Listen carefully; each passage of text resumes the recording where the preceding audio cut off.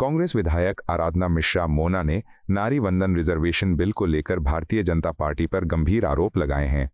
उन्होंने कहा कि विपक्ष महिला रिजर्वेशन का विरोध नहीं कर रहा है बल्कि इसका समर्थन करता है और 2023 में भी पूरी मजबूती से इसका समर्थन किया गया था। मोना ने आरोप लगाया कि बीजेपी इस बिल की आड़ में डिलिमिटेशन लाकर संविधान को कमजोर करने की कोशिश कर रही है। उनके मुताबिक यही कारण है कि विपक्षी पार्टियां एकजुट होकर इस मुद्दे का विरोध कर रही हैं। उन्होंने कहा कि ये केवल एक बिल का मुद्दा नहीं है बल्कि देश की लोकतांत्रिक संरचना से जुड़ा मामला है। मोना ने सभी विपक्षी दलों से अपील की कि वे एक साथ आकर इस मुद्दे पर आवाज उठाएं और महिलाओं के अधिकारों के साथ किसी भी तरह का समझौता न होने दें। देखिए, बिल का विरोध किस चीज़ का? नारी वंदन आरक्षण बिल का नहीं है। हम उसका समर्थन करते हैं, हमने 2023 में भी किया। पर मैंने जैसा कहा कि जिस नारी वंदन बिल की आड़ में जिस तरह से संविधान को कमज़ोर करने का षड्यंत्र भारतीय जनता पार्टी कर रही है, सारे विपक्षी दल उस पर वो एकजुट होकर के उसका विरोध करें। डिलिमिटेशन बिल को लेकर बीजेपी सांसद मनन कुमार मिश्रा ने विपक्ष पर गलतफहमी फैलाने का आरोप लगाया है। उन्होंने कहा कि डिलिमिटेशन एक नेचुरल और जरूरी प्रोसेस है जो देश की बढ़ती आबादी के साथ समय समय पर किया जाता है। मिश्रा ने कहा कि जब आबादी बढ़ती है तो चुनाव क्षेत्रों की सीमाओं को भी बदलना जरूरी होता है ताकि हर नागरिक को सही प्रतिनिधित्व मिल सके। उन्होंने ये भी कहा कि डिलिमिटेशन के बाद ही महिलाओं को सही मायने में उनका उचित प्रतिनिधित्व मिल पाएगा। उनके मुताबिक विपक्ष इस मुद्दे पर कंफ्यूजन फैलाकर लोगों को गुमराह करने की कोशिश कर रहा है, लेकिन देश की जनता समझदार है और सच्चाई को पहचानती है। देखिए, ये विपक्षी पार्टियां तरह तरह का भ्रम फैला के जनता को बरगलाने का प्रयास करती हैं। डिलिमिटेशन एकदम वो जेन्युइन चीज़ है। जब संख्या बढ़ी है, जनसंख्या बढ़ी है, उस हिसाब से डिलिमिटेशन होना ही था। तो डिलिमिटेशन होगा तभी जाके महिलाओं को सम्मान मिलेगा, उनको आरक्षण मिलेगा। ये साउथ और नॉर्थ करके ये चाहते हैं कि देश में एक अराजकता की स्थिति पैदा करें। देश की जनता बहुत समझदार है, वो सब समझ रही है कि ये भ्रम फैलाना चाह रहे हैं, इसलिए किसी को कोई दिक्कत नहीं है इसमें। ये बिल पास होगा, महिलाओं को सम्मान मिलेगा। जेडीयू सांसद संजय कुमार झा ने डिलिमिटेशन को लेकर उठ रहे सवालों पर प्रतिक्रिया दी है। उन्होंने कहा कि डिलिमिटेशन कोई नई प्रक्रिया नहीं है बल्कि ये पहले भी कई बार हो चुका है। झा ने उदाहरण देते हुए कहा कि अगर सीटों की संख्या बढ़ती है तो नए चुनाव क्षेत्रों का बनना स्वाभाविक है। जैसे दिल्ली की सीटें बढ़ने पर नए क्षेत्र बनाए जाएंगे। उन्होंने कहा कि डिलिमिटेशन से डरने की जरूरत नहीं है क्योंकि ये लोकतंत्र को मजबूत करने की प्रक्रिया है। उनके मुताबिक असल में कुछ लोग महिला रिजर्वेशन का विरोध करने के लिए डिलिमिटेशन को मुद्दा बना रहे हैं। अरे ये बताइए, डिलिमिटेशन पहली बार हो रहा है क्या? तो अगर संख्या बढ़ेगी सीट का तो सीट नया बनेगा कि नहीं बनेगा? अगर 50% बढ़ेगा तो स्वाभाविक है ना। अगर दिल्ली में 7 है, 10 या 11 हो जाएगा तो नया कॉन्स्टिट्यूंसी बनेगा ना, तो डिलिमिटेशन होगा ना। तो इसमें कौन ऐसी बात है? इसके लिए बेसिकली इनका प्रपंच है कि महिला आरक्षण का विरोध करो। महिला विरोधी है ये लोग, परिवार से आगे कुछ सोचते नहीं है। महिला भी है तो अपने परिवार से ही हो, उसका आगे सोचते नहीं है। तो यही इनका काम है। कांग्रेस सांसद इमरान मसूद ने महिला रिजर्वेशन और डिलिमिटेशन को लेकर चिंता जताई है। उन्होंने कहा कि कांग्रेस महिला रिजर्वेशन के खिलाफ नहीं है और पहले भी इसका समर्थन कर चुकी है। मसूद ने आरोप लगाया कि इस बिल की आड़ में डिलिमिटेशन कमीशन बनाकर पूरे सिस्टम में रुकावट डाली जा सकती है। उनके मुताबिक इससे रीजनल इम्बैलेंस पैदा हो सकता है और देश में असमानता बढ़ सकती है। उन्होंने सवाल उठाया कि अगर सरकार की मंशा साफ है तो सभी पहलुओं को स्पष्ट रूप से सामने क्यों नहीं रखा जा रहा। महिला आरक्षण के ऊपर हम खिलाफ नहीं हैं, हमने तो पहले भी समर्थन किया था। लेकिन महिला आरक्षण की आड़ में ये परिसीमन आयोग बना करके जो परिसीमन का काम करेंगे उसके अंदर तो ये सारा का सारा तहस नहस कर देंगे, क्षेत्रीय असंतुलन हो जाएगा।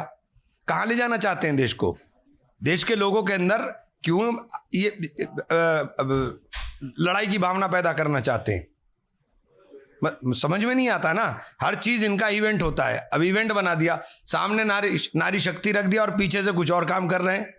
तो जो आप बोलते हो वो विधेयक में तो नहीं है ना। आपके जो आपने ड्राफ्ट भेजा है उसके अंदर नहीं है जो आप बोल रहे हो कि दक्षिण राज्यों के ऊपर असर नहीं पड़ेगा। पड़ेगा, क्योंकि उसके अंदर बिल्कुल आपने, और परिसीमन आयोग के बाद कोई अपील भी नहीं होगी।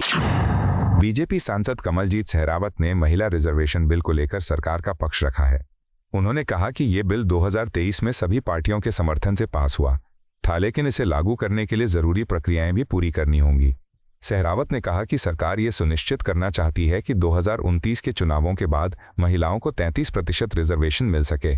उन्होंने विपक्ष से कहा कि अगर किसी को कोई सवाल है तो उसे संसद में उठाना चाहिए, इनकी भ्रम फैलाना चाहिए। उनके मुताबिक यह बिल महिलाओं के सशक्तिकरण की दिशा में ऐतिहासिक कदम है। महिला आरक्षण बिल 2023 में सभी दलों के सहयोग से पास किया गया, लेकिन उस समय जब ये बिल पास हुआ तो सभी दलों ने इस बात की चिंता जताई कि सिर्फ पास करने से बात नहीं बनती है, इसको जल्दी से जल्दी लागू करना चाहिए। और सरकार को कहा कि लागू करके इसको आप जब कहेंगे तभी हम मानेंगे कि महिला आरक्षण हुआ है।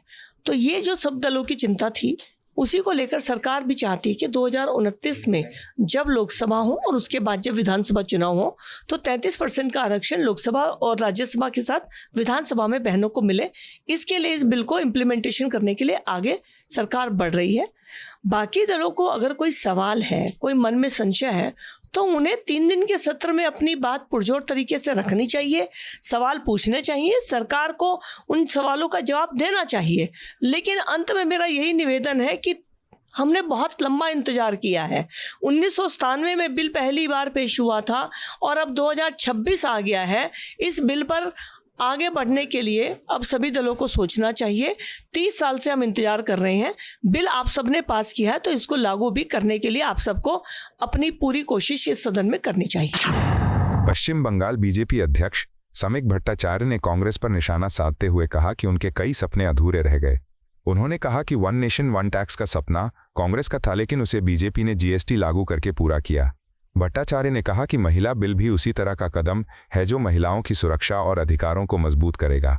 उन्होंने कहा कि बीजेपी का कोई छिपा हुआ एजेंडा नहीं है और जो भी निर्णय लिए जा रहे हैं वे देश हित में हैं। अरे कांग्रेस ने सपना देखा, सपने को साकार नहीं कर सका। कांग्रेस सपना देखा था one nation one tax, BJP करके देखा है जीएसटी। अभी होने वाला है।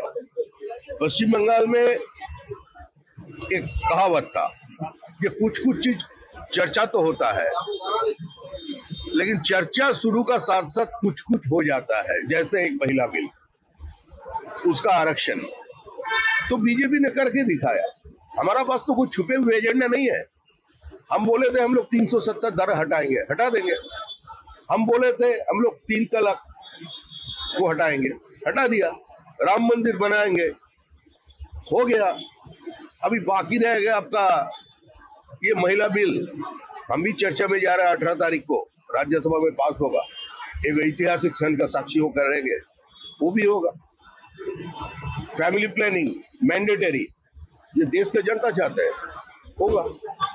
यूसीसी होने वाला है, सब कुछ हो जाएगा। जो बनाने वाला, जो हटाने वाला, वो एक ही बीजेपी है। हम लोग ही कर देंगे। ममता जी का कोई जरूरत नहीं है। और एक बात मान के चलिए, सिर्फ पश्चिम बंगाल नहीं, पूरा देश में और पूरा बंगाली डायस्पोरा, चाहे दुनिया की जिस जगह में भी रहते हैं, उसका मन में ये विश्वास आ गया है, 4 मई दीदी गई।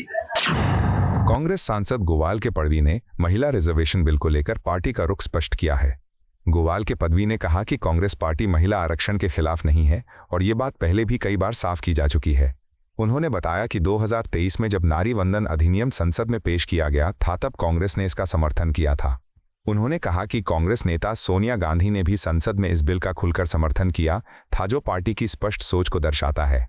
पदवी ने यह भी कहा कि लोकसभा में विपक्ष के नेता राहुल गांधी भी इस मुद्दे पर अपनी स्थिति साफ कर चुके हैं और आने वाले दिनों में वो खुद इस पर विस्तार से अपनी बात रख सकते हैं। उन्होंने कहा कि कांग्रेस महिलाओं को राजनीतिक रूप से सशक्त बनाने के पक्ष में है और उनका मानना है कि महिलाओं को समान प्रतिनिधित्व मिलना चाहिए। पदवी के मुताबिक इस मुद्दे पर किसी भी तरह की गलतफहमी नहीं होनी चाहिए, क्योंकि कांग्रेस का रुख शुरू से ही महिला सशक्तिकरण के समर्थन में रहा है। देखिए, हम आपको स्पष्ट बताते हैं, राहुल जी ने अपने बाइट से भी बता दिया है।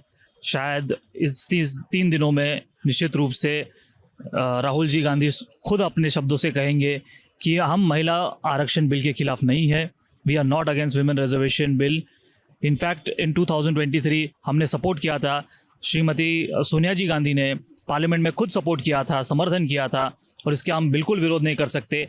विषय ऐसा है जो डीलिमिटेशन बिल लाया जा रहा है, कॉन्स्टिट्यूशनल अमेंडमेंट 131st अमेंडमेंट जो लाया जा रहा है, दो यूनियन टेरिटरीज का बिल लाया जा रहा है, वो तीनों बिल 3 दिन में कैसे डिस्कस किया जा सकता है। उसमें बहुत अलग अलग विषय है। जब आर्टिकल 82 ऑफ द कॉन्स्टिट्यूशन को अमेंड किया जा रहा है, उसमें आफ्टर ईच सेंसस जो डीलिमिटेशन प्रोसेस करना था उसको हटाया जा रहा है, पूरे नियम को हटाया जा रहा है। अगर आप थर्ड डीलिमिटेशन देखेंगे, फोर्थ डीलिमिटेशन देखेंगे, उसमें जो रिसेंट सेंसस था उसका रिपोर्ट पब्लिश होने के बाद ही ये स्टडी किया गया था। तो 2026 का जो सेंसस किया जा रहा है उसके लिए वेट क्यों नहीं कर सकती सरकार? इसका कोई राजनीतिक फ़ायदा होने वाला है, इसका डाउट आ रहा है। इसलिए कांग्रेस पार्टी या इंडिया अलायंस, इंडिया आघाड़ी जो मराठी में कहते हैं, वो इसके खिलाफ नहीं है। समाजवादी पार्टी के प्रमुख अखिलेश यादव ने महिला रिजर्वेशन और डिलिमिटेशन पर सवाल उठाए हैं। उन्होंने कहा कि उनकी पार्टी महिला रिजर्वेशन के खिलाफ नहीं है, लेकिन जिस तरह से इसे जल्दबाजी में लाया जा रहा है उस पर आपत्ति है। अखिलेश यादव ने कहा कि ये कुछ ग्रुप्स का सीक्रेट प्लान हो सकता है जिससे भविष्य में जाति जनगणना और रिजर्वेशन की मांगों को प्रभावित किया जा सके। उन्होंने आरोप लगाया कि ये प्रक्रिया दलित, मुस्लिम और ओबीसी जैसे वर्गों के हितों के खिलाफ जा सकती है। उनके मुताबिक इस मुद्दे पर व्यापक चर्चा और पारदर्शिता जरूरी है ताकि सभी वर्गों के अधिकार सुरक्षित रह सकें। ये खुफिया लोगों की गुप्त योजना है और महिला आरक्षण के खिलाफ नहीं है, लेकिन जो जल्दीबाजी है, जिस तरीके से लाया जा रहा है, उसके खिलाफ है।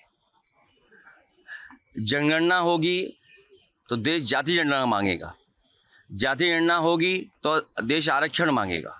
ये सबसे बचना चाहते हैं लोग। ये पीड़ित, दलित, मुस्लिम, पिछड़ा, आदि आबादी सबके खिलाफ लोग हैं। जहां देश में अगर हम आंकड़े देखें तो संरक्षण की ज़्यादा ज़रूरत है आरक्षण के साथ साथ, और ये सशक्तिकरण नहीं है, ये तुष्टीकरण के लिए है। और अगर हम पिछड़ों की आबादी माने, महिला आरक्षण के खिलाफ नहीं है, अगर पिछड़ों की आबादी माने 70% से ज़्यादा है, और अगर हम 66% भी मान लें, 66% में आधी आबादी 33%, तो ये 33% को आरक्षण दे रहे हैं कि 33% महिलाओं का हक अधिकार छीन रहे हैं। आपको यह वीडियो पसंद आया हो तो इसे लाइक करें, हमारे चैनल को सब्सक्राइब करें।